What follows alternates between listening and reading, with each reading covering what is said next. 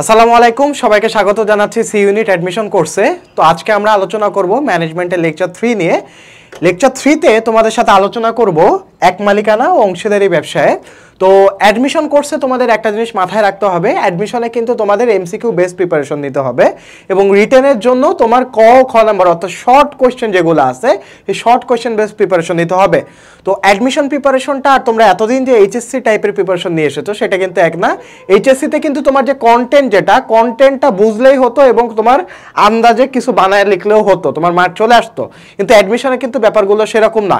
এখানে যদি কনসেপ্ট তোমার ক্লিয়ার না থাকে, একটা তোমার টপিকসে যদি আইডিয়াটা ক্লিয়ার না থাকে, তাহলে কিন্তু তুমি কখনো ভালো করতে পারবা না। তাই চলো দেরি না করে আজকে লেকচারটা শুরু করি। তো প্রথমে আমরা দেখে নিব এক মালিকানা ব্যবসার কিছু গুরুত্বপূর্ণ তথ্য, যে তথ্য থেকে তোমার কিন্তু অ্যাডমিশনের সময় কোশ্চেন আসতে পারে। তো প্রথমেই আমাদের বুঝতে হবে যে পৃথিবীর সবথেকে প্রাচীন এবং জনপ্রিয় ব্যবসা হলো এক মালিকানা ব্যবসা, যেটা আমরা অলরেডি জানি যে এক মালিকানা ব্যবসা সংগঠন হচ্ছে পৃথিবীর সবথেকে প্রাচীন এবং জনপ্রিয় ব্যবসা সংগঠন। হ্যাঁ, সকল প্রকার বিধিবিধান থেকে মুক্ত এক মালিকানা ব্যবসায়, অর্থাৎ এক মালিকানা ব্যবসায়ের যে গঠন প্রকৃতি এবং এক মালিকানা ব্যবসার যেই বৈশিষ্ট্য, সেই বৈশিষ্ট্য কিন্তু ইন্ডিকেট করে যে এক মালিকানা ব্যবসায় দায় কিন্তু অসীম এবং এক মালিকানা ব্যবসায় কিন্তু তোমার লিগ্যাল কোনো বাধ্যবাধকতা নেই বা আইনি কোনো জটিলতা নেই এক মালিকানা ব্যবসা প্রতিষ্ঠায়। তাই সকল প্রকার বিধিবিধান থেকে এক মালিকানা ব্যবসাটাকে আমরা মুক্ত বলতে পারি। ওকে, আচ্ছা। তারপরে যে ইনফরমেশনটা আমাদের মনে রাখতে হবে যে এক মালিকানা ব্যবসার মালিকের দায় অসীম। কেন অসীম? মালিকের দায়টা অসীম কেন? কারণ এখানে মালিক এবং প্রতিষ্ঠান অভিন্ন। এখানে মালিক ও প্রতিষ্ঠান অভিন্ন সত্তা,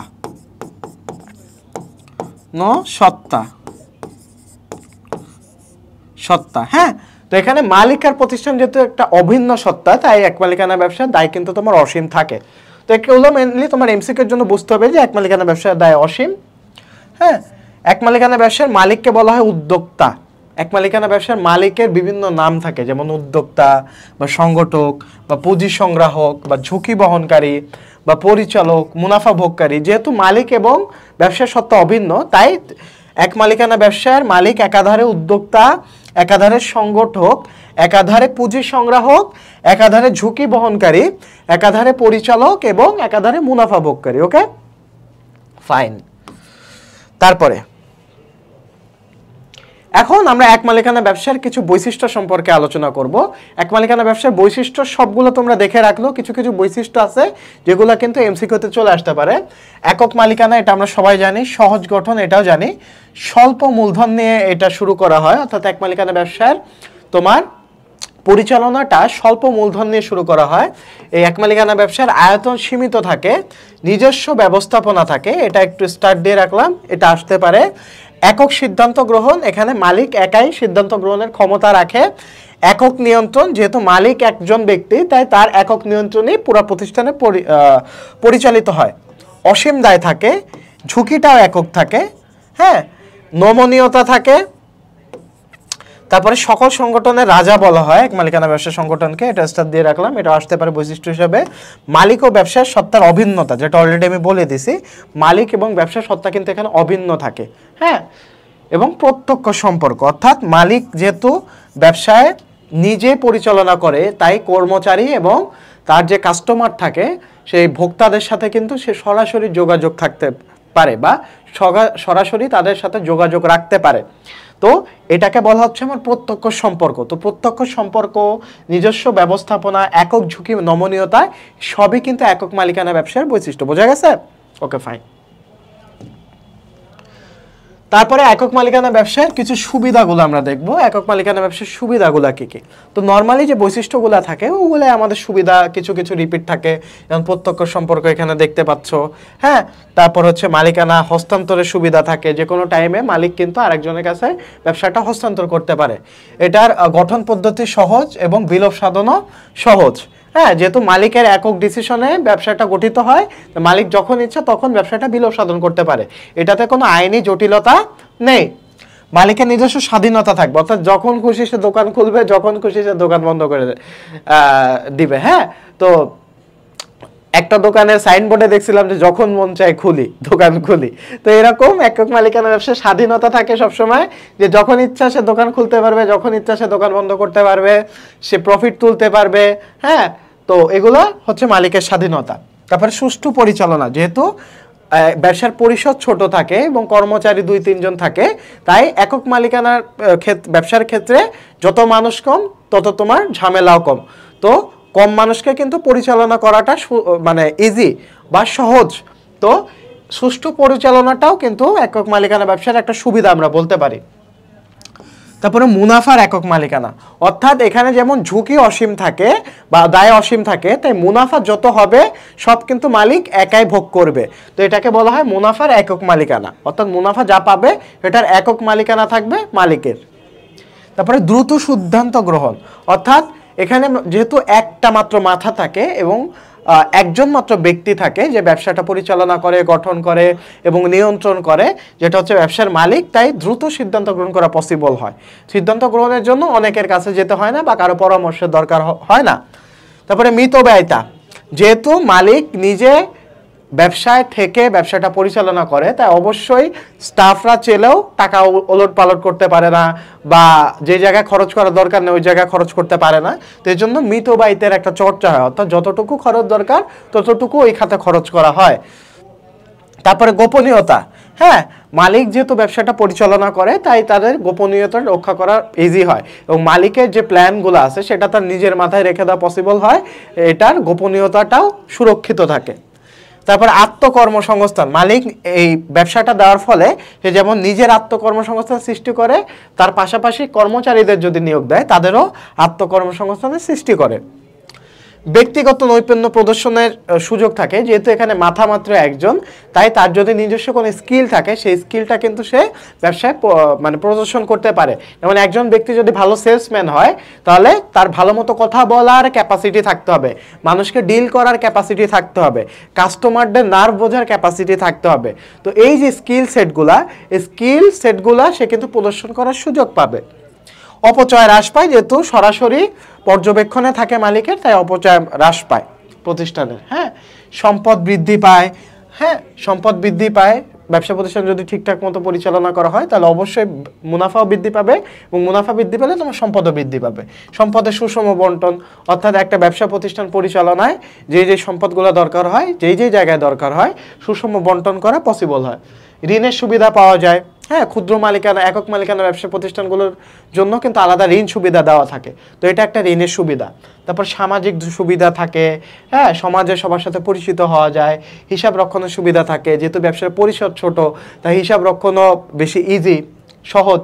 সরকারি নিয়ন্ত্রণ মুক্ত থাকে, এটাতে সরকারের কোনো অনুমতি দরকার পড়ে না। করের সুবিধা, কর দেওয়া লাগে না।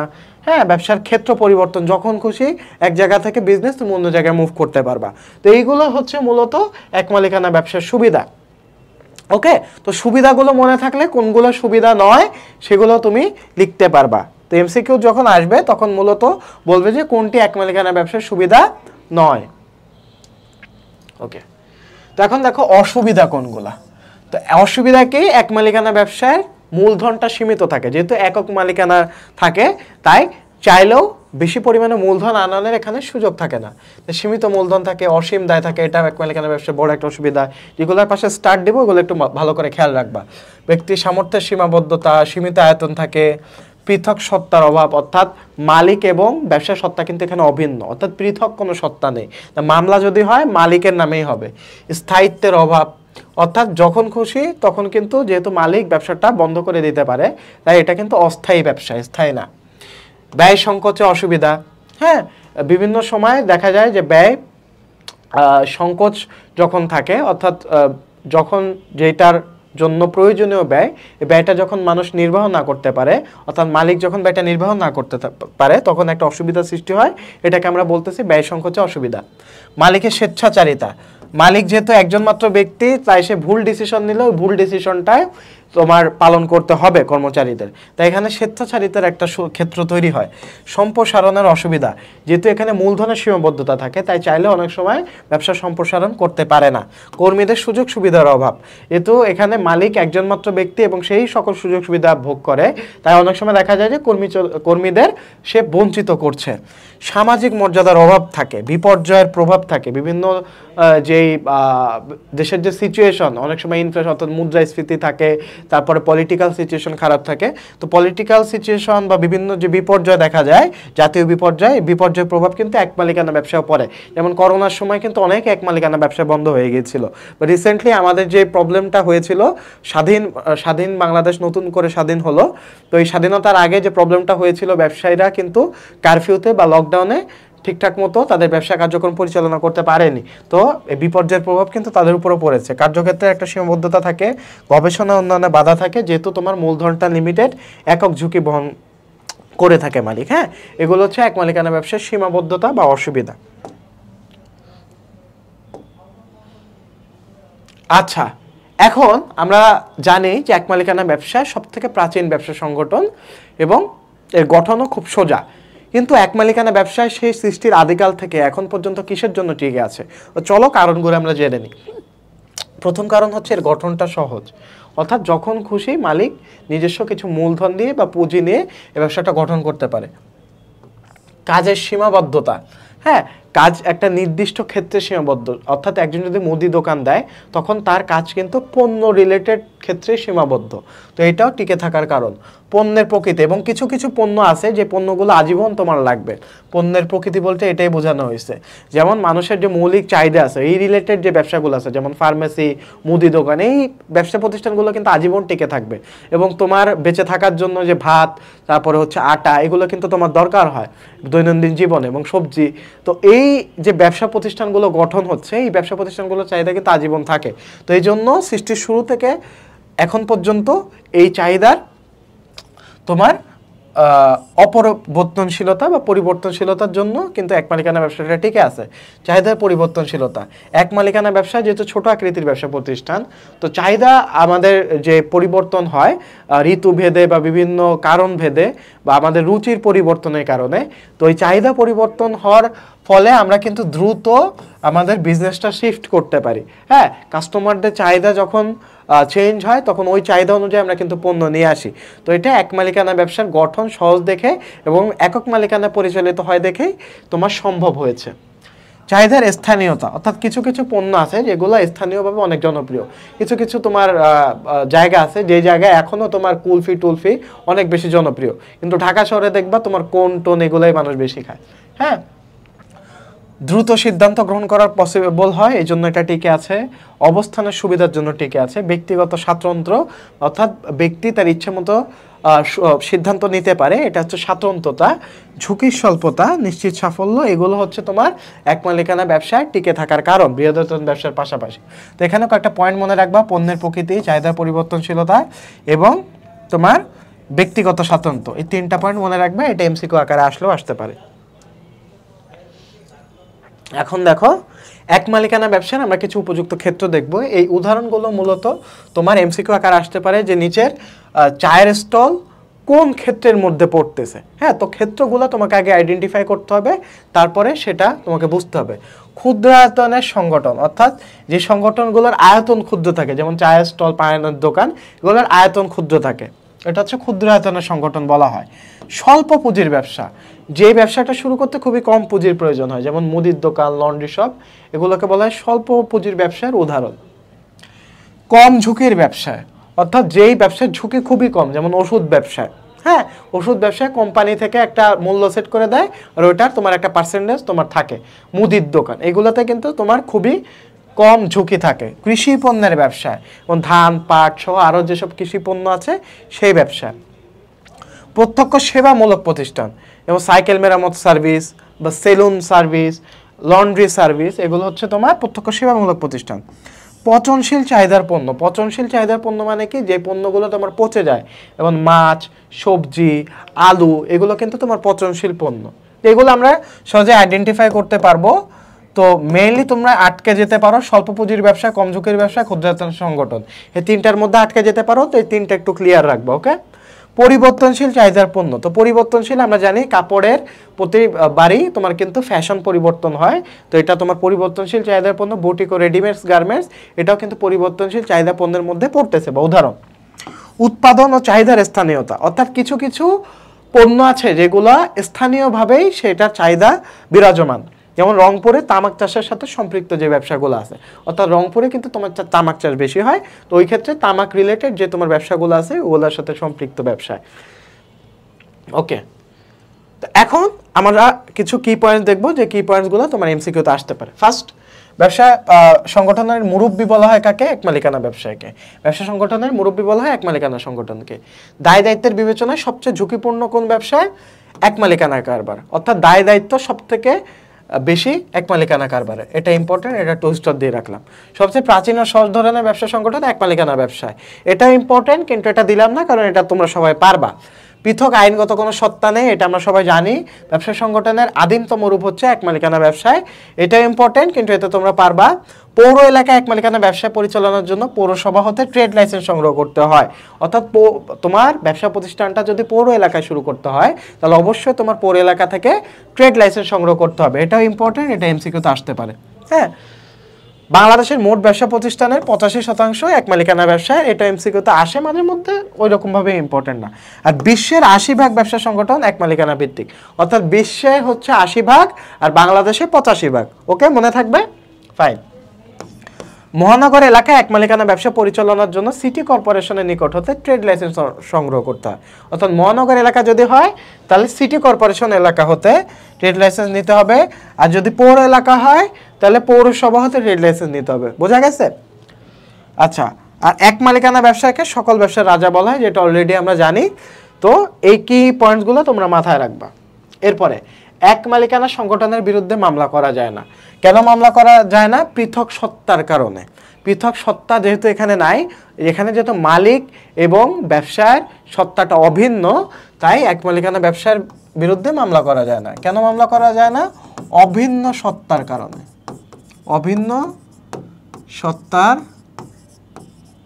কারণে। বোঝা গেছে? তো অভিন্ন সত্তার কারণে কিন্তু এক মালিকানা ব্যবসা সংগঠনের বিরুদ্ধে মামলা করা যায় না। বোঝা গেছে? আচ্ছা, আসি এখন পরবর্তী পয়েন্টে। এই ব্যবসার গোড়াপত্তন হয় চীন, মিশর, রোম, গ্রিস ও ভারত উপমহাদেশে। অর্থাৎ এই উপমহাদেশগুলোতে সর্বপ্রথম এই ব্যবসা গোড়াপত্তন হয়, এগুলো আসবে না। এটা প্রধান বাধা কি? অসীম দায়, এটা আসতে পারে। বিশ্বের সব থেকে বেশি এবং সকল প্রকার বিধিবিধান থেকে মুক্ত ব্যবসা সংগঠন হচ্ছে তোমার এক মালিকানা ব্যবসা, যেটা আমরা জানি।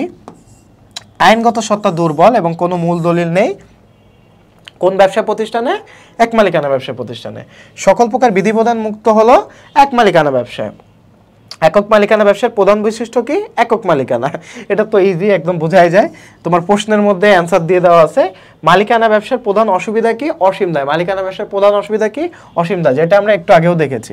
এই যে প্রধান বাধা অসীম দায়, বা প্রধান অসুবিধাও কিন্তু অসীম দায়। A sole trader carries business for his own profit bearing all risk. হ্যাঁ, এর সংজ্ঞাটি দিয়েছেন অধ্যাপক ডেভিডসন। এগুলো আসে না, এগুলো শুধু শুধু ব্রেনে প্রেশার নেওয়ার কিছু নেই, এগুলো আসে না। হ্যাঁ, এখন আমরা কিছু এমসিকিউ প্র্যাকটিস করব। চলো, যদি এখানে অ্যান্সার দিয়ে দেওয়া আছে তাও তোমরা একটু নিজেরা ট্রাই করো। কোন ব্যবসার ক্ষেত্রে দ্রুত সিদ্ধান্ত গ্রহণ করা যায়? অপশন এ একক মালিকানা, অপশন বি অংশীদারি, অপশন সি যৌথ মূলধনী, অপশন ডি সমবায়। আমরা জানি যে একক মালিকানা ব্যবসার ক্ষেত্রে যেহেতু মাত্র মালিক একজন ব্যক্তি, অন্য কারো মতামত দরকার হয় না, তো এখানে দ্রুত সিদ্ধান্ত গ্রহণ করা যায়। এটা ঢাবিতে 2020-21 সালে এসেছিল কোশ্চেনটা। একক মালিকানা ব্যবসার প্রধান অসুবিধা কোনটি? আমরা একটু আগে জেনেছি যে একক মালিকানা ব্যবসার প্রধান অসুবিধা হচ্ছে অসীম দায়। অর্থাৎ এখানে তুমি যদি কারো কাছ থেকে ঋণ নিয়ে থাকো তাহলে তৃতীয় পক্ষেও কিন্তু তোমার বিরুদ্ধে মামলা দিতে পারে, এক্ষেত্রে তোমার ব্যক্তিগত সম্পত্তি ব্যবহার করা হতে পারে। তো এখানে অসীম দায়টা হচ্ছে প্রধান অসুবিধা।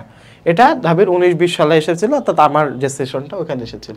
মালিকের দায় দায়িত্ব বিবেচনায় নিচের কোন কারবারটি সবচেয়ে কম পছন্দনীয় হওয়া উচিত? অর্থাৎ এখানে দেখো কোয়েশ্চেনটা কিন্তু বলেনি যে দায় দায়িত্ব বিবেচনায় কোন কারবারটি সব থেকে তোমার কি বলে, এখানে কিন্তু ডিরেক্ট বলেনি যে মালিকের দায় দায়িত্ব কোন কারবারে সব থেকে বেশি থাকে। হ্যাঁ, দায় অসীম থাকে, এরকম কোশ্চেন দেয়নি। দেখো একটু ঘুরাই দিছে, কেমন? মালিকের দায় দায়িত্ব বিবেচনায় কোন কারবারটি সব থেকে কম পছন্দনীয় হওয়া উচিত। তো কম পছন্দনীয় কোন কারবার? এটা হচ্ছে একক মালিকানা কারবার, যেহেতু এখানে দায় অসীম থাকে। কি থাকে? দায় অসীম থাকে।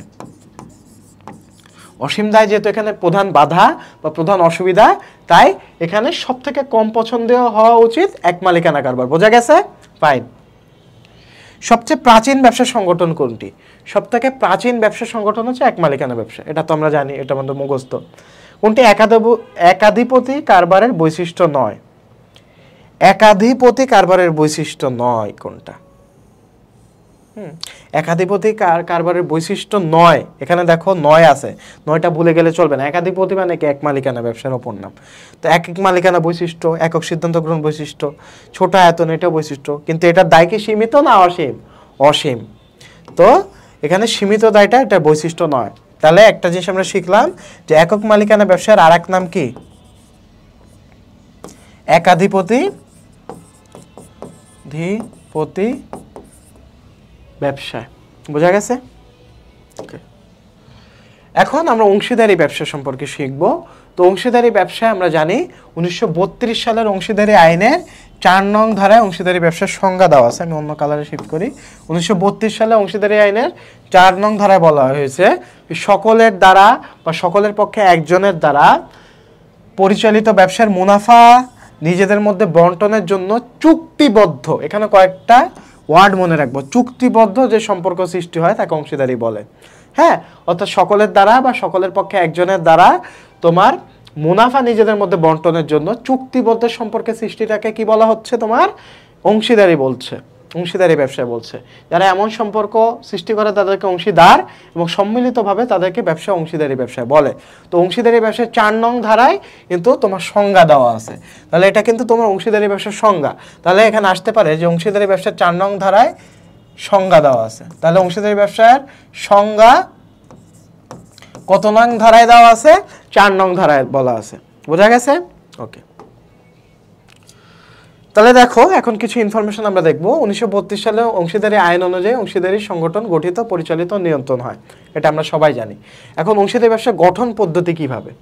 দেখো, 2 বা ততোধিক ব্যক্তি থাকতে হবে, 2 বা ততোধিক ব্যক্তি থাকতে হবে, চুক্তি সম্পাদন হতে হবে। সেই চুক্তিটা হতে পারে মৌখিক, চুক্তিটা হতে পারে লিখিত, চুক্তিটা হতে পারে নিবন্ধিত। চুক্তি 3 ভাবে হতে পারে। কয় ভাবে? 3 ভাবে। কি কি? মৌখিক, লিখিত ও নিবন্ধিত।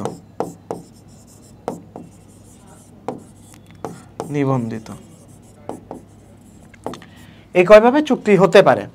তারপরে নিবন্ধন, যদি নিবন্ধন করা থাকে তাহলে অনেক সুবিধা পাবে, তো নিবন্ধন করতে হবে। তারপর অনুমতি সংগ্রহ করতে হবে এবং কার্যারম্ভ করে দিতে হবে, অর্থাৎ কাজ শুরু করে দিতে হবে। এগুলো হচ্ছে পর্যায় বা ধাপ।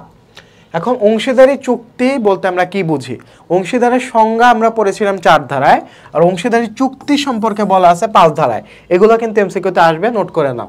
অংশীদারি সম্পর্ক চুক্তির মাধ্যমে জন্ম লাভ করে, অর্থাৎ অংশীদারি সম্পর্ক কিসের ভিত্তিতে জন্ম লাভ করে?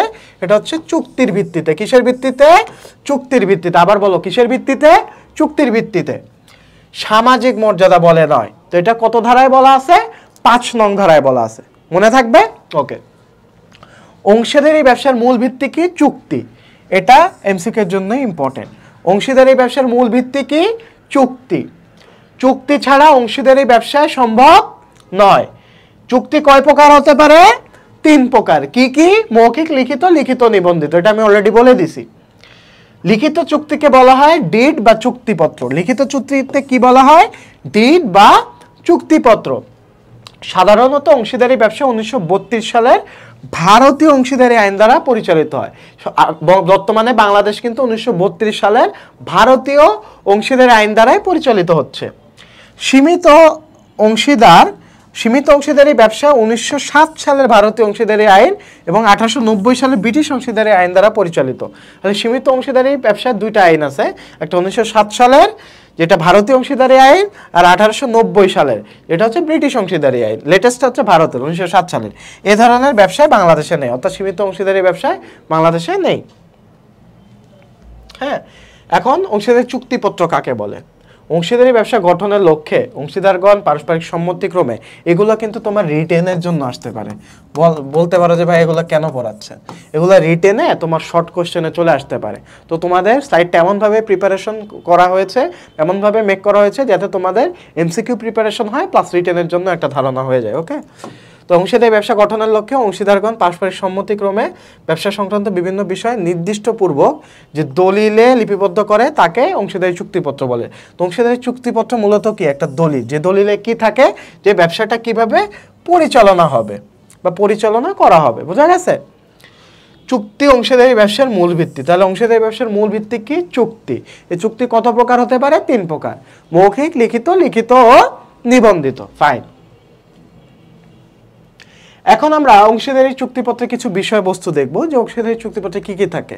এখান থেকে মেইনলি কোশ্চেন থাকে না, তাও তোমরা এক নজরে দেখে যাও।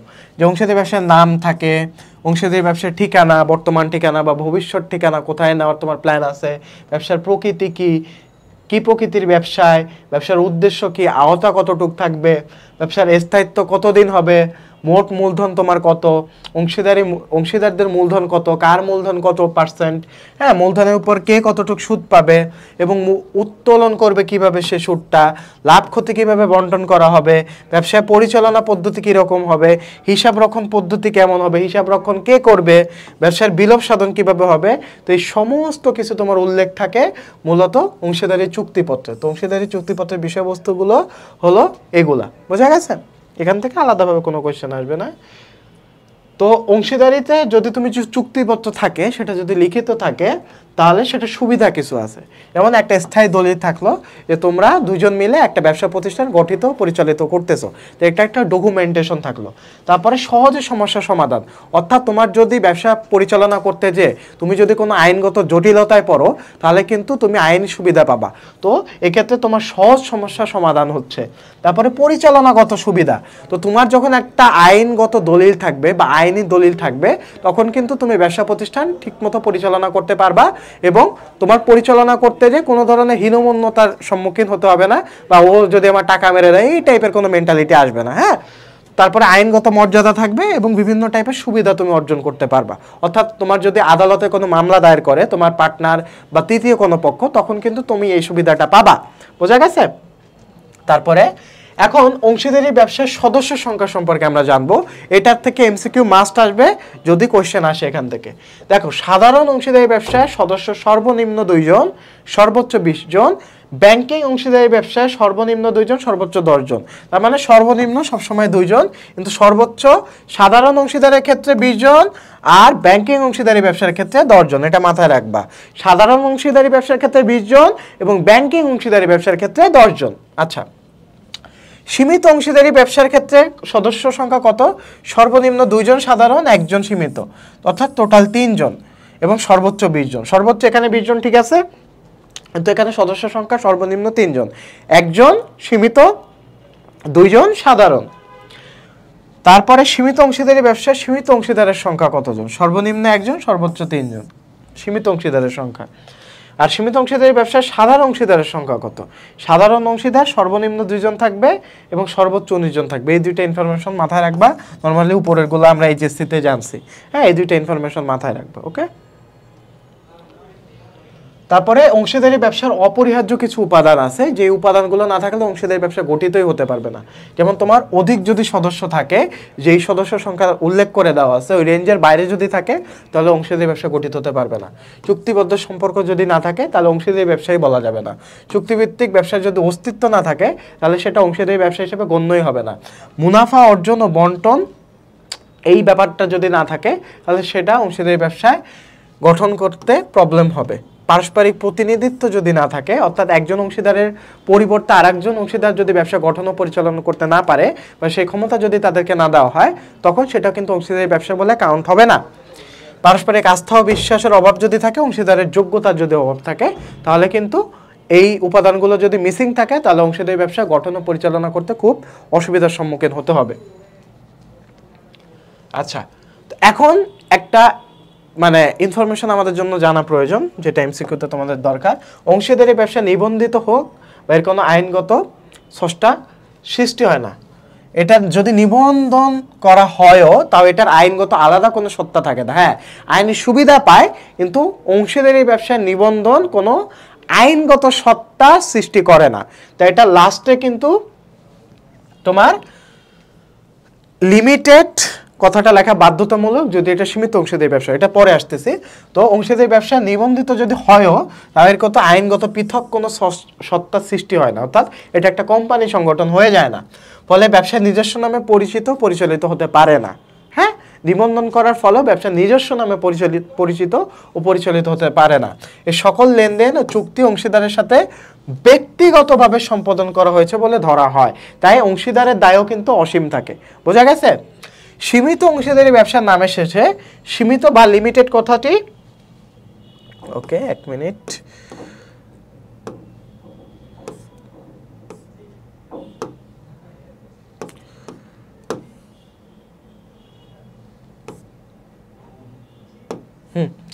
তো আমাদের স্লাইড একটু লাভ দিয়েছিল, হ্যাঁ স্লাইড একটু বিদ্রোহ করে বসেছিল, তো স্লাইডকে আর কি মানে বিদ্রোহটা দমায় দিলাম। সীমিত অংশীদারি ব্যবসার নামের শেষে তোমার লিমিটেড কথাটি লেখা বাধ্যতামূলক, হ্যাঁ, যেহেতু এটার একজনের দায় সীমিত থাকে। হ্যাঁ, এবং সীমিত অংশীদারি মূলত নাবালক অংশীদার। কোন অংশীদার? এদেরকে নাবালক অংশীদার বলা হয়। কি বলা হয়? নাবালক অংশীদার বলা হয়। মাথায় থাকবে? ওকে, আমরা জানি অলরেডি এইচএসসিতে এগুলো পড়ে এসেছি। অংশীদারি ব্যবসার কিছু বৈশিষ্ট্য আছে, সহজ গঠন হবে, সদস্য সংখ্যা 2 থেকে 20, 2 থেকে 10, তারপর হচ্ছে চুক্তিবদ্ধ সম্পর্কের ভিত্তিতে গঠিত হবে, মূলধন সরবরাহ থাকবে, নিবন্ধন করা থাকবে, মালিকের হস্তান্তর অযোগ্যতা, অর্থাৎ মালিক চাইলে হস্তান্তর করতে পারবে না, অন্য সদস্যদের মতামতের ভিত্তিতে করতে হবে, কর প্রদান করতে হবে, পারস্পরিক বিশ্বাস থাকবে, সিদ্ধান্ত গ্রহণ তোমার পারস্পরিক মিলে করতে হবে, পরিচালনা মিলেঝিলে করতে হবে, এখানে অসীম দায় থাকবে, লাভ ক্ষতি বন্টন থাকবে, স্থায়িত্বের অনিশ্চয়তা থাকবে, আইনগত সত্তার অনুপস্থিতি। তো এগুলো হচ্ছে মূলত তোমার অংশীদারি ব্যবসার বৈশিষ্ট্য। তো এখানে কয়েকটা জিনিস ইম্পর্টেন্ট, কর প্রদান, এগুলো মূলত তোমার মালিক ইয়ার সাথে মানে তোমার কোম্পানির সাথে মিলে যায়, তো এগুলো একটু মাথায় রাখবা। কর প্রদান এটা কিন্তু অংশীদারি ব্যবসার বৈশিষ্ট্য, মালিক হস্তান্তর অযোগ্যতা এটা অংশীদারি ব্যবসার বৈশিষ্ট্য, তারপরে লাভ ক্ষতি বন্টন অংশীদারি ব্যবসার বৈশিষ্ট্য, স্থায়িত্বের অনিশ্চয়তা এগুলা অংশীদারি ব্যবসার বৈশিষ্ট্য। এই কয়েকটা পয়েন্ট মাথায় রাখবা।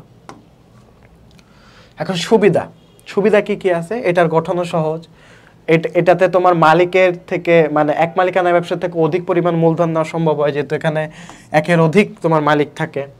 বিভিন্নমুখী যোগ্যতা সমাবেশ ঘটে, একজন মানে 2 brain is better than 1 brain একটা কথা পরিচালিত আছে, তো অর্থাৎ এক একজনের যোগ্যতা এক এক রকম থাকবে, তো বিভিন্নমুখী যোগ্যতা সমাবেশ ঘটবে, সম্মিলিত সিদ্ধান্ত নেওয়া পসিবল হয়, ঝুঁকি বন্টন হয়ে যায়, অভিন্ন স্বার্থ থাকে, দক্ষ ব্যবস্থাপনা করা সম্ভব হয়, বিশেষজ্ঞ সেবা গ্রহণ করা সম্ভব হয়, বৃহত্তর জনসংঘর্ষ সম্ভব হয়, তারপরে মালিক কর্মী সম্পর্ক আরও ভালো হয়, গ্রাহক মালিক সম্পর্ক ক্রিয়েট হয়, নমনীয়তা থাকে, মিতব্যয়িতা থাকে, গোপনীয়তা থাকে, অসীম দায়ের সুবিধা থাকে।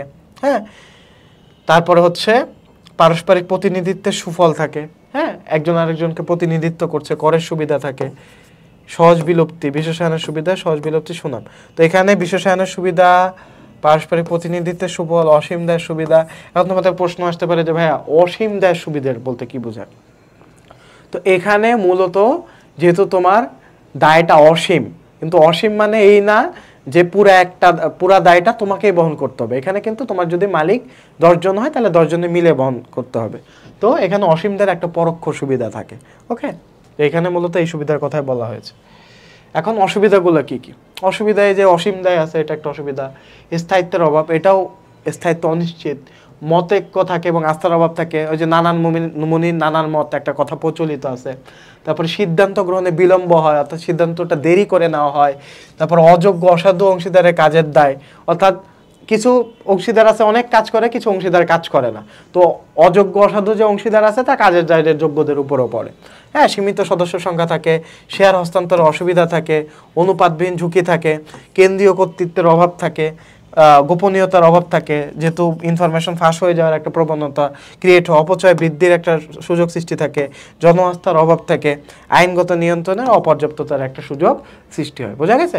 তো এগুলো হচ্ছে অংশীদারি ব্যবসায় একটা অসুবিধা। ওকে, অংশীদারি ব্যবসার নাম। তো দেখো এখানে একটা ইনফরমেশন আমরা মনে রাখবো যে সাধারণত সকল অংশীদারের নাম একত্রে কিংবা একজন বিশেষ অংশীদারের নামে অথবা অন্য কোনো ব্যবসার নামে হিসেবে ব্যবহৃত হয়, তবে এক্ষেত্রে পূর্ব হতে ব্যবহৃত এবং বর্তমানে চালু কোনো প্রতিযোগী প্রতিষ্ঠানের নাম ব্যবহার করা যাবে না, এটা একটা নিয়ম। হ্যাঁ, সরকারের পৃষ্ঠপোষকতা বোঝায়, যেমন রাষ্ট্রপতি, প্রধানমন্ত্রী, গণভবন, সচিবালয় ইত্যাদি ব্যবহার করা যাবে না। এবং সীমিত অংশীদারি ব্যবসার ক্ষেত্রে নামের শেষে লিমিটেড কথাটি লিখতে হবে। তো এগুলো আর কি তোমার রুলস, হ্যাঁ, রুল বুক। এখন অংশীদার কারা হতে পারে না, এটা খুবই ইম্পর্টেন্ট, এটা এমসিকিউ তো আসতে পারে। তো আমি একটা লাইন বলে দিই,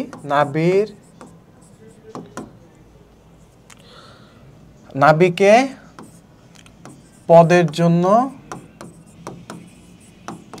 অসম্মান করা হলো,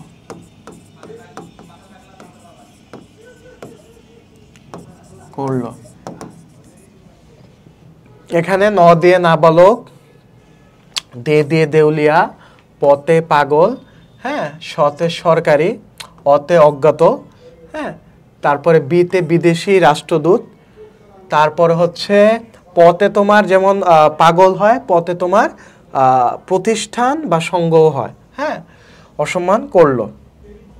তো অংশীদারি ফার্ম, এটা অ এর মধ্যে পড়ে যাচ্ছে, এটা অ এর মধ্যে পড়ে যাচ্ছে। তো এইগুলা যদি, এই লাইনটা যদি মনে রাখো তাহলে ম্যাক্সিমাম তোমার যারা যারা অংশীদার হতে পারে না তারা কভার করছে কিন্তু, হ্যাঁ। তো এগুলো প্রত্যেকটা পয়েন্টই ইম্পর্টেন্ট, এই প্রত্যেকটা পয়েন্ট মাথায় রাখবা। নাবালক, দেউলিয়া ব্যক্তি, পাগল, সরকারি কর্মচারী, অজ্ঞাত ব্যক্তি, বিদেশি রাষ্ট্রদূত, কোনো প্রতিষ্ঠান বা সংঘ, দেশদ্রোহী এবং একটি অংশীদারি ফার্ম বা অন্য অংশীদারি ফার্মের যারা মালিক আছে তারা তোমার অংশীদার হতে পারবে না। তো চুক্তির অবর্তমানে অংশীদারগণ কিছু সুযোগ সুবিধা ভোগ করে, যেমন সমান হারে লাভ লোকসান বন্টন করে, যদি কোনো চুক্তিতে কোনো কিছু উল্লেখ না থাকে সমান হারে মূলধন সরবরাহ করবে, ঋণের উপর 6% হারে সুদ পাবে, এটা সবার ক্ষেত্রে। মূলধন বা অতিরিক্ত মূলধনের উপর কোনো সুদ পাবে না, এটা ইম্পর্টেন্ট যে 6% উপর সুদ পাবে, এবং উত্তোলনের উপর কোনো সুদ পাবে না, কোনো সুদ দেবে না, হ্যাঁ। তো এটা হচ্ছে যদি চুক্তিতে কোনো কিছু স্পেসিফিকভাবে উল্লেখ না থাকে তখন এই রুলসগুলা তোমার অ্যাপ্লাইড হবে, ওকে। এখন আমরা একটা ছক দেখি, এটা ছকটা খুবই ইম্পর্টেন্ট, অংশীদারি ব্যবসার প্রকারভেদ। তো নর্মালি অংশীদারি ব্যবসাকে আমরা মোটা দাগে দুই ভাগে ভাগ করতে পারি, একটা হচ্ছে তোমার সাধারণ অংশীদারি ব্যবসা আর একটা হচ্ছে সীমাবদ্ধ অংশীদারি ব্যবসা। হ্যাঁ, সীমাবদ্ধ অংশীদারি ব্যবসার দায়টা তোমার সীমিত থাকে। সাধারণ অংশীদারি ব্যবসা বা দুই প্রকার, ঐচ্ছিক আর নির্দিষ্ট। হ্যাঁ, ওই নির্দিষ্ট অংশীদারি ব্যবসা বা দুই প্রকার, একটা হচ্ছে নির্দিষ্ট সময়ের জন্য আর একটা হচ্ছে নির্দিষ্ট উদ্দেশ্য সাধনের জন্য। তো ঐচ্ছিক অংশীদারি ব্যবসা কি? ঐচ্ছিক অংশীদারি ব্যবসা হচ্ছে একটা ব্যবসা প্রতিষ্ঠান তো আমার এক বা একাধিক ব্যক্তির সম্মতিক্রমে তোমার চুক্তির ভিত্তিতে গঠিত হবে এবং সেটা চলতে থাকবে, এটা হচ্ছে ঐচ্ছিক অংশীদারি ব্যবসা প্রতিষ্ঠান। আর নির্দিষ্ট অংশীদারি ব্যবসা প্রতিষ্ঠান যেটা নির্দিষ্ট সময়ের জন্য, অর্থাৎ তুমি টার্গেট নিলা যে এই শীতের সিজনে তুমি হচ্ছে জ্যাকেটের ব্যবসা করবা, তো শীতের সিজনে যখন তুমি জ্যাকেটের ব্যবসা করবা, এই জ্যাকেটের ব্যবসা শেষ হয়ে যাওয়ার পরে তুমি ব্যবসাটা বন্ধ করে দিবা, এটা হচ্ছে নির্দিষ্ট সময়ের জন্য। আর নির্দিষ্ট উদ্দেশ্য সাধনের জন্য, ধরো তোমার টার্গেট যে তুমি 5 লাখ টাকা প্রফিট করবা, এটা তোমার একটা নির্দিষ্ট উদ্দেশ্য। তো এই উদ্দেশ্য সাধন করা হয়ে গেলে তুমি ব্যবসাটা বন্ধ করে দিলা, তখন সেটা হবে নির্দিষ্ট উদ্দেশ্য সাধনের জন্য অংশীদারি ব্যবসায়, ওকে। তো অংশীদারি ব্যবসার প্রকারভেদ আমরা জানলাম।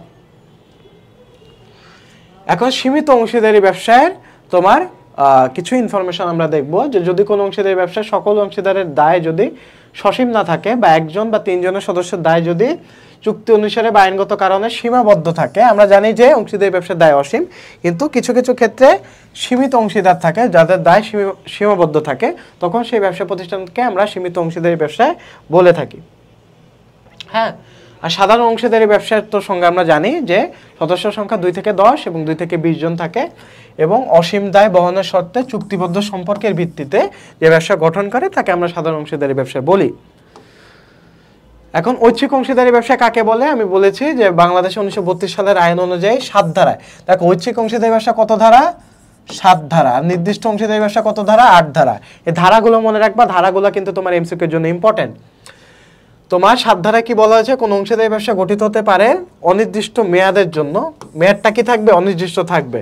যদি গঠিত হয় তখন সেটা আমরা ঐচ্ছিক অংশীদারি ব্যবসা হিসেবে কাউন্ট করব, ওকে। চুক্তিপত্রে ব্যবসার মেয়াদ সম্পর্কে কোনো যদি উল্লেখ না থাকে, নির্দিষ্ট উদ্দেশ্য সাধনার পরও যদি ব্যবসা চালু থাকে, অর্থাৎ আমার যে নির্দিষ্ট উদ্দেশ্য ছিল, উদ্দেশ্য সাধনার পরে যদি ব্যবসাটা চালু রাখি তখন সেটা আমার ঐচ্ছিক অংশীদারি ব্যবসা হয়ে যাবে।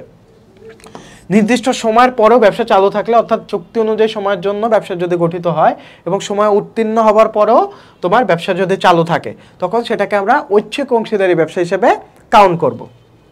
ওকে, এখন নির্দিষ্ট অংশীদারি ব্যবসা। নির্দিষ্ট অংশীদারি ব্যবসা আমি অলরেডি বলে দিয়েছি যে দুই টাইপের হতে পারে, নির্দিষ্ট সময়, নির্দিষ্ট উদ্দেশ্য। হ্যাঁ, নির্দিষ্ট সময়ের জন্য প্রতিষ্ঠিত হলে তখন সেটাকে নির্দিষ্ট সময়ের উদ্দেশ্যে প্রতিষ্ঠিত বলা হয়, আর নির্দিষ্ট উদ্দেশ্য সাধনের জন্য গঠিত হলে তখন নির্দিষ্ট উদ্দেশ্য সাধনের জন্য গঠিত অংশীদারি ব্যবসায় বলা হয়। এগুলো তোমার এত কিছু আসবে না, এমসিকিউর জন্য ইম্পর্টেন্ট না, জাস্ট জানার জন্য জেনে রাখা। এখন দেখো অংশীদারি ব্যবসার প্রকারভেদ। এখন আমরা অংশীদারের প্রকারভেদ দেখব। অংশীদারের প্রকারভেদটা অনেক বেশি ইম্পর্টেন্ট, এখান থেকে তোমার কোশ্চেন আসতে পারে। এটা হচ্ছে সক্রিয় অংশীদার, যারা ব্যবসা গঠন ও পরিচালনায় অংশগ্রহণ করে এবং দায় অসীম থাকে। নিষ্ক্রিয় অংশীদারের আরেক নাম হচ্ছে ঘুমন্ত অংশীদার বা স্লিপিং পার্টনার অংশীদার, হ্যাঁ, বা স্লিপিং পার্টনার বলা হয়। যাই হোক, নেগেটিভলি নিও না। এটা হচ্ছে নিষ্ক্রিয় অংশীদারে কিন্তু তোমার এরা একটু আলসে টাইপের হয়, এরা টাকা বিনিয়োগ করে, মুনাফাও মানে নেয়, কিন্তু এরা ব্যবসা পরিচালনা অংশগ্রহণ করে না। ঠিক আছে, ব্যবসাটা ছেড়ে দিয়ে রাখে সক্রিয় অংশীদারের উপর। তো এই জন্য এদেরকে নিষ্ক্রিয় অংশীদার বা স্লিপিং পার্টনার বা ঘুমন্ত অংশীদার নামে অভিহিত করা হয়। নামমাত্র অংশীদার, এরা হচ্ছে সুনাম বিনিয়োগ করে। কি বিনিয়োগ করে? সুনাম বিনিয়োগ করে। যেমন ক্রিকেট প্লেয়াররা, যেমন তোমার হচ্ছে বিভিন্ন বিলবোর্ডে দেখবা ক্রিকেট প্লেয়ারদের ছবি দেওয়া থাকে, তো এরা মূলত সুনাম বিনিয়োগ করতেছে, এর পরিবর্তে তারা একটা মুনাফার অংশ পাচ্ছে। ওকে, তারপরে মুনাফাভোগী অংশীদার, এরা জাস্ট মুনাফার পার্সেন্টেজ গ্রহণ করে। তারপরে সীমিত দায় অংশীদার, এইসব অংশীদারের দায় সীমিত থাকে, মূলত নাবালকরাই সীমিত দায় অংশীদার বলে কাউন্ট করা হয়। অসীম দায় অংশীদার, এই অংশীদারের দায়টা অসীম থাকে, মূলত সক্রিয় অংশীদাররা অসীম দায় অংশীদার। প্রতিবন্ধ অংশীদার হচ্ছে তোমার নামমাত্র অংশীদার, কমপ্লিটলি ডিফারেন্ট একটা কনসেপ্ট। প্রতিবন্ধ অংশীদার হচ্ছে, ধরো তুমি একজন পাওয়ারফুল একজন ব্যক্তি, একটা ব্যবসা প্রতিষ্ঠান যেটা কেবল নতুন প্রতিষ্ঠিত হয়েছে, এটা তোমার নাম ইউজ করে ধরো চাঁদাবাজির হাত থেকে বেঁচে গেল। এলাকায় কিছু চাঁদাবাজ আছে না, চাঁদাবাজ এসে চাঁদাবাজি করে, তো চাঁদাবাজি করতে গেল, তারপর তুমি বললা যে অমুক ভাই আমার খুব পরিচিত, তো তুমি ওই অমুক ভাইয়ের নাম ইউজ করে তুমি তোমার ব্যবসা প্রতিষ্ঠানকে চাঁদাবাজির হাত থেকে বাঁচালা। তো অমুক ভাই এটা জানার পরেও তোমার থেকে কোনো চার্জ করলো না বা তোমার থেকে কোনো টাকা নিল না, মৌনতা অবলম্বন করলো, তখন সেটাকে আমরা কি বলি? প্রতিবন্ধ অংশীদার বলি। হ্যাঁ, তারপরে আচরণে অনুমতি অংশীদার, মানে সে তার আচরণের মাধ্যমে বোঝায় যে আমি এই প্রতিষ্ঠানের সাথে যুক্ত আছি। মূলত পাসপোর্ট অফিসে গেলে বুঝবা যে মূলত যারা আছে ওরা আচরণ দিয়ে বোঝায় যে এই পাসপোর্ট অফিসের সবকিছু আমি, মূলত ওরা কিছুই না, ওদের সাথে সবার পরিচয় আছে, তারা ওরা একটা কমিশন পায়। হ্যাঁ, তো এরা মূলত আচরণে অনুমিত অংশীদার। ওকে, তো দেখো এখানে একটা ছক আছে যে বিভিন্ন অংশীদারও তাদের বৈশিষ্ট্য, মূলধন বিনিয়োগ করে কিনা, দায় অসীম নাকি সসীম, পরিচালনা অংশগ্রহণ করে কিনা, লাভ ক্ষতি বন্টন করে কিনা। হ্যাঁ, তো এখন একটা জিনিস মাথায় রাখতে হবে যে এখানে তোমার সক্রিয় অংশীদার, নিষ্ক্রিয় অংশীদার মূলধন বিনিয়োগ করে, দায়ও এদের অসীম থাকে। হ্যাঁ, এখানে অসীম দায় যেগুলো না, অসীম দায় বহন করে না কোনগুলো? নামমাত্র অংশীদার, বিজ্ঞপ্তি দিলে দায় বর্তায় হচ্ছে আপাত দৃষ্টিতে অংশীদার। হ্যাঁ, কেউ আচরণে প্রভাবিত হলে তখন দায় বহন করে, আর বাকিগুলো সব বহন করে বা সসীম। আর সীমিত অংশীদারের দায় সসীম থাকে, এটা ইম্পর্টেন্ট। ওকে, আর এখানে ম্যাক্সিমামে করে না, জাস্ট করে কোনটা? পরিচালনা অংশগ্রহণ করে হচ্ছে কর্মী অংশীদার করে। হ্যাঁ, তারপরে লাভ ক্ষতি বন্টন, মূলত সবগুলাই লাভ ক্ষতি পায়। আর আপাত দৃষ্টিতে অংশীদাররা হচ্ছে সুদ পায়। আপাত দৃষ্টিতে অংশীদারদের মূলত পাওনাদার বলা হয়। ব্যবসার কি বলা হয়? পাওনাদার বলা হয়, এটা মাথায় রাখবা। পাওনাদার বা ঋণদাতা। তো আপাতত দৃষ্টিতে অংশীদাররা মূলত তোমার ব্যবসায় থেকে অবসর গ্রহণের পরেও তারা টাকাটা রেখে দেয়, টাকাটা উইথড্র করে না, উত্তোলন করে না, তো তাদের টাকাটা ঋণ হিসেবে কাউন্ট হয়, এজন্য তাদেরকে ব্যবসার পাওনাদার বলা হয়। এই জন্য তারা সুদ পায়, লভ্যাংশ না। কি পায়? সুদ পায়, লভ্যাংশ পায় না। ওকে, তো এই ছকটা একটু ভালো মতো দেখে নিবা। হ্যাঁ, সবগুলো মোটামুটি কনসেপ্টটা জানলে তোমরা অটোমেটিকলি পারবা। ওকে, তো সীমিত অংশীদারের অধিকার ও দায়িত্ব। তো সীমিত অংশীদাররা মূলত তোমার ব্যবসা পরিচালনা অংশগ্রহণ করতে পারে না, মূলধন উঠাতে পারে না, তারপরে আদালতের জন্য আবেদন জানাতে পারে না, বিস্কৃতির ফলে কারবার বন্ধ হয় না। হ্যাঁ, তারপর হচ্ছে দায় প্রদত্ত পুঁজির মাধ্যমে সীমাবদ্ধ, নিবন্ধন বাধ্যতামূলক। তো এগুলো মূলত সব নেগেটিভ দিকেই, যেহেতু নাবালকরাই মূলত সীমিত অংশীদার হয়, তো এদের এই ক্ষমতাগুলো থাকে না ব্যবসা পরিচালনা। ওকে, তো এখানে কিছু বৈশিষ্ট্য দেওয়া আছে যে সীমিত বা পরিমিত অংশীদারি ব্যবসার বৈশিষ্ট্য, যেখানে পুঁজির মধ্যে সীমাবদ্ধ থাকে, অর্থাৎ তার যদি মূলধন থাকে 1 লাখ টাকা, তাহলে তার ওই দায় ওই 1 লাখ টাকা পর্যন্ত সীমাবদ্ধ। কমপক্ষে 2 জন সাধারণ অংশীদার, 1 জন পরিমিত অংশীদার থাকবে। নিবন্ধন বাধ্যতামূলক বা কোম্পানি নিবন্ধন দিয়ে থাকে, এটা নিবন্ধন বাধ্যতামূলক কিন্তু। হ্যাঁ, সীমিত অংশীদারগণ ব্যবসা বিলুপ্তির জন্য আবেদন বা নোটিশ জারি করতে পারে না, বিলুপ্ত ঘটে না তোমার তার মৃত্যুতে, সীমিত অংশীদারের মৃত্যুতে। তৃতীয় পক্ষের সাথে কোনো চুক্তি করতে পারে না। হ্যাঁ, তবে হিসাব নিকাশ দেখতে পারে, কিন্তু কোনো অগ্রিম গ্রহণ করতে পারে না, অর্থাৎ তার যে ক্ষমতাটার পরিসর খুবই সীমিত থাকে। ওকে, সাধারণ অংশীদার ও সীমিত অংশীদারি ব্যবসার মধ্যে পার্থক্য আছে। যেমন এখানে যে কোনো প্রকার চুক্তি হতে পারে, আর এখানে শুধুমাত্র লিখিত চুক্তি হতে পারে। এখানে নিবন্ধিত অনিবন্ধিত যে কোনো প্রকারের হতে পারে, কিন্তু এটা নিবন্ধন মাস্ট, বাধ্যতামূলক। সীমিত অংশীদারের নিবন্ধন কিন্তু বাধ্যতামূলক। এখানে দায় সীমাহীন, এখানে দায় সীমিত। ওকে, আর এটা নিবন্ধনটা ইম্পর্টেন্ট, এটা কিন্তু মাথায় রাখবা। দক্ষ অভিজ্ঞ ব্যবসায়ীগণ ব্যবসার সদস্য হয়ে থাকে, আর এখানে অদক্ষ মূলত এই যে দেখো নাবালক ব্যক্তি এই ব্যবসার অংশীদার হয়ে থাকে। মূলত সীমিত অংশীদার কারা? অদক্ষ নাবালক ব্যক্তি। হ্যাঁ, স্বল্প সময় নোটিশে এরা বিলোপ সাধন করতে পারে, আর বিলোপ সাধনের ক্ষমতা এদের থাকে না। ওকে, তো এই হচ্ছে তোমার সীমিত ও সাধারণ অংশীদারের মধ্যে পার্থক্য। এখন আচরণ অনুমিত অংশীদার ও প্রতিবন্ধ অংশীদারের মধ্যে পার্থক্য এখানে দেখাইছে যে আচরণের দ্বারা এরা হচ্ছে প্রকাশ করে যে এরা হচ্ছে ব্যবসায়ের সাথে রিলেটেড, কিন্তু এরা হচ্ছে ব্যবসার সাথে রিলেটেড, এরা পরিচয় দেয় না, কিন্তু ব্যবসায়ী এদের পরিচয় দেয়। ওকে, এবং তাদের এই যে ব্যবসার অংশীদার হিসেবে পরিচয় দেয় প্রতিষ্ঠান, কিন্তু ব্যক্তি তাতে আপত্তি না করে, তবে তাকে প্রতিবন্ধ অংশীদার বলে।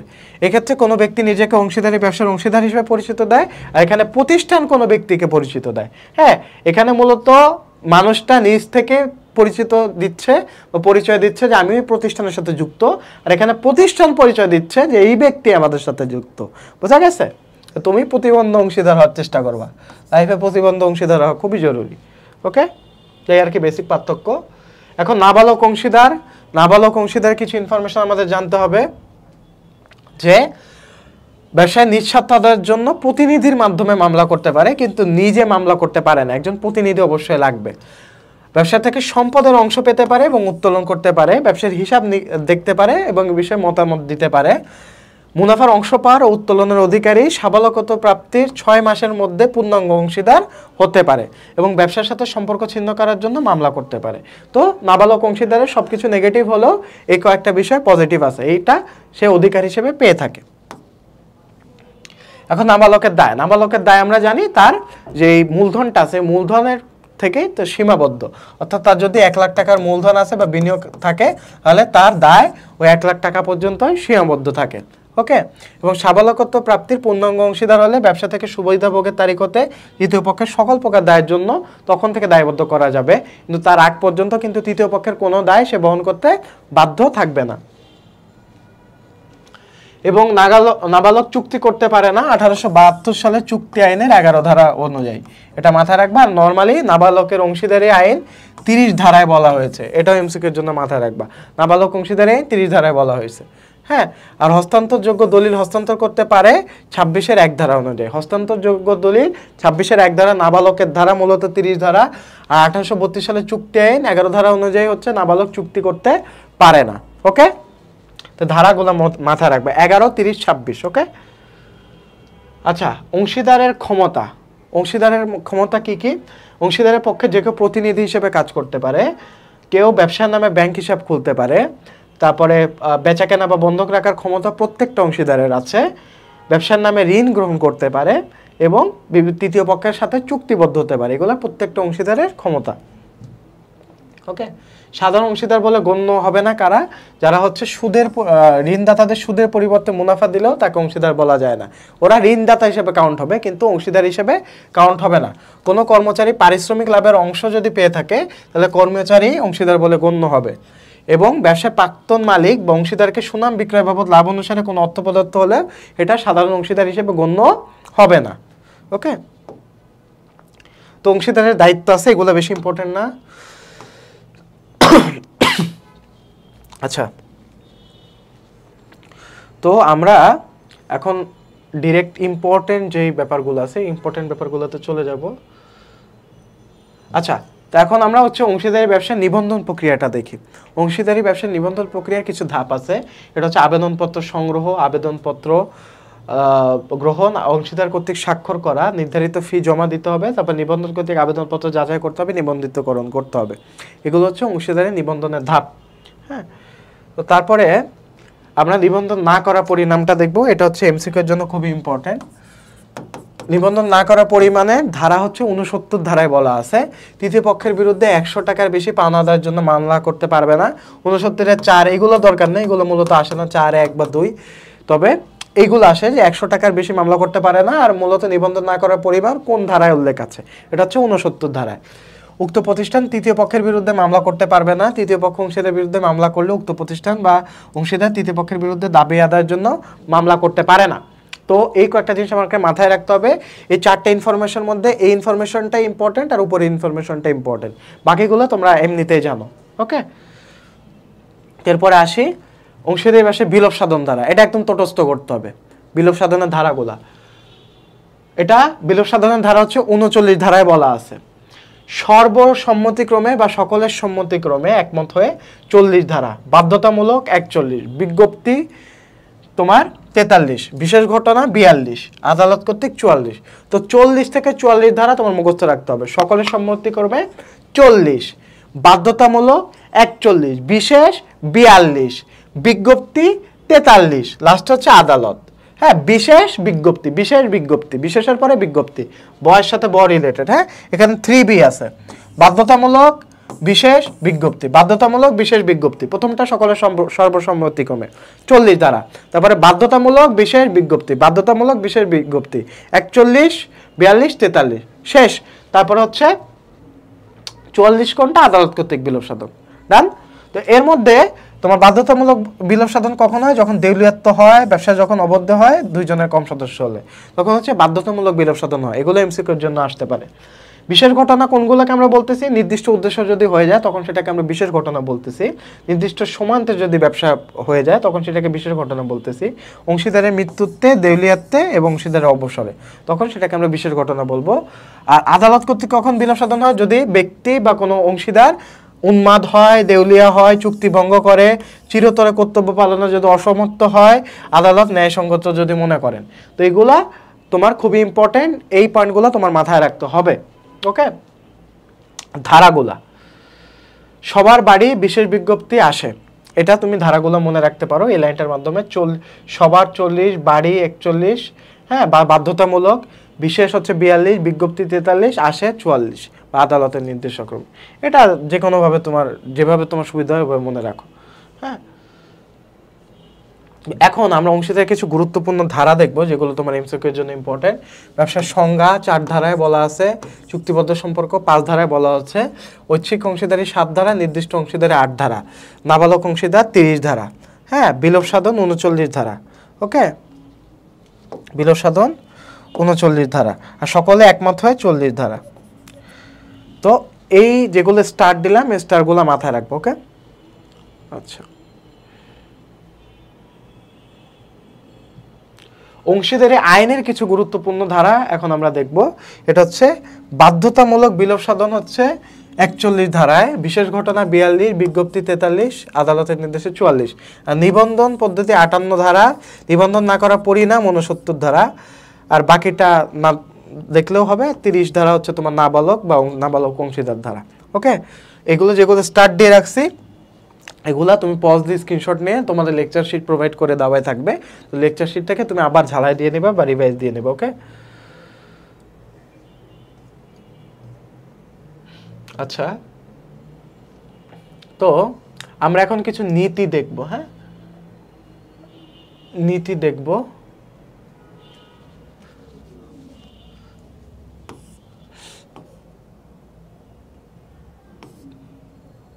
এক মিনিট, এখানে দায়িত্বগুলো দেওয়া আছে, দায়িত্বগুলো বেশি ইম্পর্টেন্ট না। আমরা এখন কিছু আইন দেখব। হ্যাঁ, এখানে আইনগুলো দেখি, পরিবেশ সংরক্ষণে বণিক সমিতি বা ব্যবসা সংগঠনের দায়িত্বগুলো দেখি। ব্যবসায় পরিবেশ সংরক্ষণ আইন কত সালের? 1995 সালের। পরিবেশ সংরক্ষণ বিধিমালা 1997 সালে। বিধিমালার আইন এই দুইটা কিন্তু প্যাচ লাগাই ফেলতে পারো, তো এই দুইটা ভালো মতো ক্লিয়ার হয়ে থাকবা। তারপরে পরিবেশ নীতি 1992 সালের। ইট পোড়া নিয়ন্ত্রণ বিধিমালা 2004 সালের। শিশু শ্রম আইন 2006 সালের। ধূমপান ও তামাকজাত নিয়ন্ত্রণ আইন 2005 সালের। তো এই আইনগুলা তোমার কিন্তু সাল অনুযায়ী মনে রাখতে হবে। ওকে, আচ্ছা, তো আইন গেল। তো এখানে তোমার মূলত দায়বদ্ধতাগুলো আছে, দায়বদ্ধতাগুলো বেশি ইম্পর্টেন্ট না, তোমার রিটেনের জন্য ইম্পর্টেন্ট না। তো এখন আমরা ডিরেক্ট কিছু কি ইনফরমেশনে চলে যাব, এরপর আমরা ডিরেক্ট এমসিকিউ প্র্যাকটিসে চলে যাব। ওকে, তো এখন দেখো আমি যেগুলাতে স্টার্ট দিয়ে রাখবো ওগুলা বেশি করে প্র্যাকটিস করবা। কন্টাস অফ আটমোস্ট গুড ফেইথ বলা হয় অংশীদারি ব্যবসায়কে, অর্থাৎ অংশীদারি ব্যবসা হচ্ছে সদ্বিশ্বাসের সম্পর্ক থেকে সৃষ্টি হয়। হ্যাঁ, অংশীদারি ব্যবসা নামের আগে বা পূর্বের সাধারণত লেখা থাকে মেসার্স শব্দটি, এটা ইম্পর্টেন্ট। কি লেখা থাকে? মূলত মেসার্স শব্দটি। 5 ধারায় কি সম্পর্কে বলা হয়েছে? যে চুক্তি হতে জন্ম লাভ করে। 5 ধারায় কি সম্পর্কে বলা হয়েছে? চুক্তি হতে জন্ম লাভ করে। অংশীদারি ব্যবসায়ের বিনিয়োগকে ফ্রোজেন ইনভেস্টমেন্ট বলা হয়। কেন ফ্রোজেন ইনভেস্টমেন্ট বলা হয়? কারণ এটা সহজে উত্তোলনযোগ্য না, অর্থাৎ একবার যখন তুমি ইনভেস্ট করে ফেলবা তুমি সহজে ওটা উত্তোলন করতে পারবা না। কোম্পানিতে যে কাজটা করতে পারো, শেয়ার বিক্রি করে দিতে পারো। হ্যাঁ, এটা পৃথক সক্কা নেই, ভঙ্গুর প্রকৃতির। প্রথম অংশীদারি আইন হয় 1830 সালে ব্রিটিশ আইন দ্বারা। 1932 সালে 8 এপ্রিল ভারতীয় অংশীদারি আইন প্রতিষ্ঠা হয় এবং চালু হয় 1 অক্টোবর 1932 সালে। এগুলোও ইম্পর্টেন্ট না। হ্যাঁ, অনিবন্ধিত অংশীদারি ব্যবসার ক্ষেত্রে শুধু অংশীদারের ব্যবসা হতে প্রাপ্ত আয়ের উপর প্রদান করে উপর কর প্রদান করতে হয়। তাহলে দেখো, কর আমরা জানি প্রদান করতে হয় না, কিন্তু অনিবন্ধিত ব্যবসা যদি হয় তাহলে অংশীদারি ব্যবসাতে প্রাপ্ত আয়ের উপর কর প্রদান করতে হয়। কিসের উপর? অংশীদারি ব্যবসাতে প্রাপ্ত যে আয়টা, আয়ের উপর কিন্তু কর প্রদান করতে হয়। এবং স্ট্যাম্প অ্যাক্ট 1899 অনুযায়ী অংশীদারি চুক্তিপত্রের স্ট্যাম্পের উপর লিখিত এবং সকল অংশীদারকে তারিখ সহ নিজের দস্তখত দিতে হয়। এটা স্ট্যাম্প অ্যাক্ট কত সালে গঠিত হয়? 1899 সালে। এটা এত ইম্পর্টেন্ট না, এগুলো সচরাচর আসে না। যেগুলো স্টার দিয়ে রাখছে ওগুলো ইম্পর্টেন্ট। আচ্ছা, এখন আরো কিছু ইনফরমেশন আমরা দেখব। 58 ধারা অনুযায়ী নিবন্ধনের জন্য সরকার নির্দিষ্ট রেজিস্ট্রিত অফিসে তোমার নির্ধারিত ফি দিয়ে কার্যক্রম শুরু করতে হয়। অংশীদারি ব্যবসার নিবন্ধন বাধ্যতামূলক না, এটা আসবে। অংশীদারি ব্যবসার নিবন্ধন কি বাধ্যতামূলক? না, কিন্তু সীমিত অংশীদারি ব্যবসার নিবন্ধন বাধ্যতামূলক, এটা আসতে পারে। আচ্ছা, সীমিত অংশীদারি ব্যবসা কোথায় শুরু হয়? সর্বপ্রথম ইংল্যান্ডে। কোথায়? ইংল্যান্ড। এর জন্য এটাকে আদিভূমি বলা হয়। কিসের আদিভূমি বলা হয়? তোমার সীমিত অংশীদারি ব্যবসার।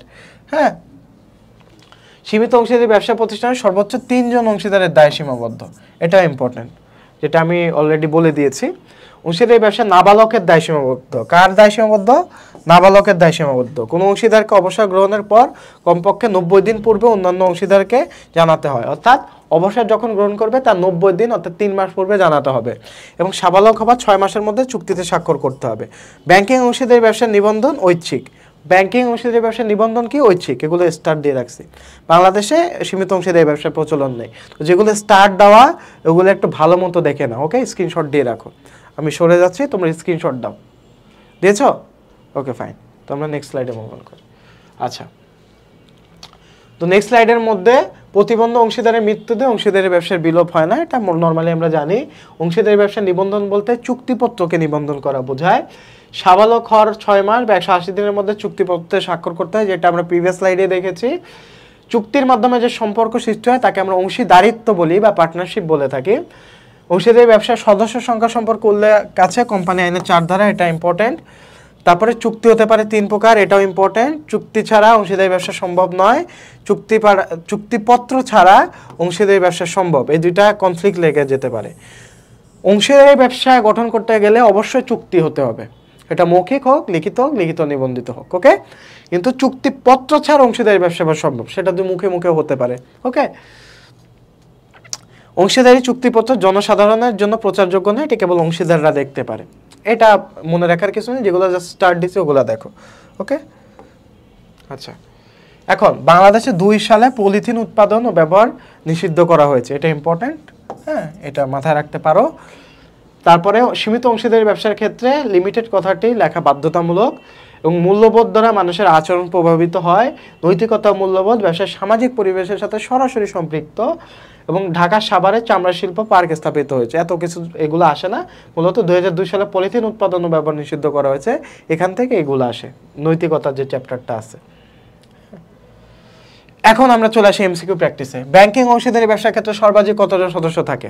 আমরা জানি নর্মাল ব্যবসার ক্ষেত্রে সর্বোচ্চ 20 জন, আর ব্যাংকিং ক্ষেত্রে 10 জন, অ্যান্সার হবে 10 জন। অংশীদারি ব্যবসার মূল ভিত্তি কোনটি?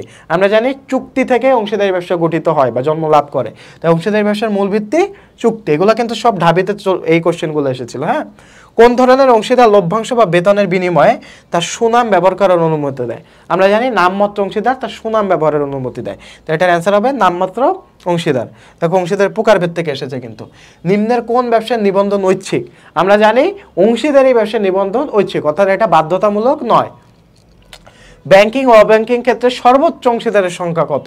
তো আমরা জানি ব্যাংকিং, প্রথমে কি আছে? ব্যাংকিং, ব্যাংকিং এর সর্বোচ্চ অংশীদারের সংখ্যা 10, আর অব্যাংকিং এর ক্ষেত্রে 20, তো এটা হবে অ্যান্সার গ। অংশীদারি ব্যবসা পরিচালনার দিক নির্দেশক হিসেবে কাজ করে কোনটি? আমরা জানি চুক্তিপত্রটা যেহেতু নিবন্ধন করতে হয়, তো চুক্তিপত্র অনুযায়ী যেহেতু পরিচালিত হয়, তাই এটা হবে চুক্তিপত্র। চুক্তিপত্র হচ্ছে অংশীদারি ব্যবসা পরিচালনার একটা দিক নির্দেশক হিসেবে কাজ করে। এগুলো একদম মুখস্থ অ্যান্সার। অংশীদারি কারবারের নিবন্ধন ঐচ্ছিক, এটা কিন্তু বারবার রিপিট হচ্ছে, দেখছো? সুবিধার বিনিময়ে কোন ধরনের অংশীদার তার সুনাম ব্যবহারের অনুমতি দেয়? নামমাত্র অংশীদার, এটা আমরা দেখেছি। কোন অংশীদারে অংশীদারি ফার্মে মূলধন বিনিয়োগ করেন কিন্তু এর ব্যবসা পরিচালনা ব্যবস্থাপনায় সক্রিয় অংশগ্রহণ করেন না? আমরা জানি নিষ্ক্রিয় অংশীদার বা ঘুমন্ত অংশীদার এই কাজটা করে থাকে। ওকে, বাংলাদেশের অংশীদারি ব্যবসা 1932 সালের অংশীদারি আইন দ্বারা পরিচালিত। এটা মুখস্থ, এটা কনফিউশনে কিছু নাই। অংশীদারি ব্যবসা প্রসঙ্গে নিচে কোন বক্তব্যটি সঠিক নয়? তো কোন বক্তব্যগুলো সঠিক সেটা আগে দেখতে হবে। এই যে তোমরা ধরা খাও কিন্তু ঢাকা বিশ্ববিদ্যালয়ের এই টাইপের কোশ্চেনে, এই যে লাস্টে যে 9 আছে এটা তুমি দেখোই না, মনের খুশিতে 9 ছাড়া তুমি অ্যান্সার দিয়ে আসো। হ্যাঁ, অংশীদারি ফার্মের নিবন্ধন বাধ্যতামূলক নয়, এটা সঠিক। অংশীদারি ফার্মের দেনার জন্য প্রত্যেক অংশীদার ব্যক্তিগত সমষ্টিগতভাবে দায়ী থাকেন, এটাও সঠিক, যেহেতু অসীম দায় থাকে। একজন অংশীদার তার মালিকানার শেয়ার তৃতীয় কোনো পক্ষের নিকট হস্তান্তর করতে পারে না, এটাও সঠিক। মূলধন বিনিয়োগ না করে কোনো ব্যক্তি একটি অংশীদারি ফার্মের অংশীদার হতে পারে, এটাও সঠিক। কর্মী অংশীদাররা কিন্তু মূলধন বিনিয়োগ না করেও অংশীদার হতে পারে, কিন্তু অংশীদারি চুক্তি অবশ্যই লিখিত হতে পারে এমন কোনো কথা নেই। অংশীদারি চুক্তি লিখিত হতে পারে, লিখিত নিবন্ধিত হতে পারে বা মৌখিক হতে পারে। বোঝা গেছে? ওকে, ফাইন। অংশীদারি ব্যবসার ক্ষেত্রে কত ধারা অনুযায়ী আদালত কর্তৃক বিলোপ সাধনের বিধান রয়েছে? তো আমরা জানি আদালত কর্তৃক সবার লাস্টে, এটা 44 ধারা, 40 থেকে 44। তো অংশীদারি কারবারের সর্বাধিক সদস্য সংখ্যা আমরা জানি 20 জন। যখন কোনো চুক্তি প্রতারণার মাধ্যমে করা হয় তাকে বলে অবৈধ চুক্তি। যে চুক্তিটা প্রতারণার মাধ্যমে করা হয় ওই চুক্তি বৈধ? বৈধ না। এই চুক্তিটার নাম কি? অবৈধ চুক্তি। ওকে, নাবালক অংশীদার আমরা জানি 1932 সালে অংশীদার আইনে 30 ধারায় বলা আছে, দেখছো ধারাগুলো আসতেছে কিন্তু। কোনটি একাধিপতি কারবারের বৈশিষ্ট্য নয়? তো আমরা জানি একাধিপতি কারবারের বৈশিষ্ট্য নয় হচ্ছে সীমিত দায়। একাধিপতি মানে কি? একের অধিক যে তোমার কারবার। হ্যাঁ, প্রিভিয়াস স্লাইডে আমি বলেছিলাম যে একাধিপতি মানে এক মালিকানা, এটা একটা আমার ভুল হয়েছে। সেটা একাধিপতি মানে কি? একের অধিক ব্যক্তি, অর্থাৎ এখানে অংশীদারি ব্যবসা বোঝানো হয়েছে। তো অংশীদারি ব্যবসাও কিন্তু তোমার দায়টা অসীম থাকে, হ্যাঁ, সীমিত দায় থাকে, সীমিত দায় থাকে না। চূড়ান্ত সদ্বিশ্বাস কথাটি যে ক্ষেত্রে প্রযোজ্য? চূড়ান্ত সদ্বিশ্বাস মানে কি? তোমার একের প্রতি অন্যের বিশ্বাস বা আটমোস ফেইথ যে কথাটা উল্লেখ আছে, এটা হচ্ছে অংশীদারি ব্যবসার একটা বৈশিষ্ট্য, চূড়ান্ত বৈশিষ্ট্য। 1932 সালে অংশীদারি আইন অনুযায়ী অংশীদার বলতে আমরা কি বলছি? অংশীদার হচ্ছে ব্যক্তি ফার্মের মাঝে সম্পর্ক, ব্যক্তি ব্যক্তির মাঝে সম্পর্ক, এটা হচ্ছে ঘ নাম্বার। অংশীদার হিসেবে নাবালকের দায় কি? নাবালকের দায় কিন্তু সীমিত থাকে, সীমাবদ্ধ থাকে, এই যে সীমাবদ্ধ। কোন শর্তে একজন অপ্রাপ্ত বয়স্ক ব্যক্তিকে ফার্মের অংশীদার বানানো যায়? আমরা জানি অপ্রাপ্ত বয়স্ক ব্যক্তিকে আমরা নাবালক অংশীদার বলি, তাদেরকে শুধু মুনাফা প্রদানের সত্ত্বে আমরা ফার্মের অংশীদার বানাতে পারবো। এগুলো মুখস্থ জিনিস। হ্যাঁ, ব্যাংকিং এর ক্ষেত্রে অংশীদারি কারবার গঠন করতে সর্বোচ্চ কতজন? 10 জন। রিপিট হয়েছে কিন্তু কোয়েশ্চেন। একটি আদর্শ অংশীদারি কারবার নিম্নের কোন শর্তটি পূরণ করবে? অংশীদারি একই এলাকা অঞ্চলের হবে, এটা আদর্শ অংশীদারি কারবার না। অংশীদার সঠিকভাবে তাদের আয়কর পরিশোধ করবে, বিশ্বস্ত লোক হবে, অংশীদারি সাধারণ উদ্দেশ্য থাকবে এবং একে অন্যকে বিশ্বাস করবে। এটাই মূলত মেইন শর্ত। হ্যাঁ, আদর্শ অংশীদারি ব্যবসার শর্ত। একটা সাধারণ উদ্দেশ্য থাকবে যেটা হচ্ছে মুনাফা অর্জন, এবং একে অন্যকে অবশ্যই বিশ্বাস করতে হবে। সদ্বিশ্বাসের সম্পর্ক যদি না থাকে তাহলে অংশীদারি ব্যবসাটা টিকতে পারবে না। বোঝা গেছে? তো আজকের লেকচার এই পর্যন্তই, লেকচার 3 এই পর্যন্তই শেষ। তো তোমাদের সাথে পরবর্তী লেকচারে দেখা হচ্ছে। তো আসসালামু আলাইকুম।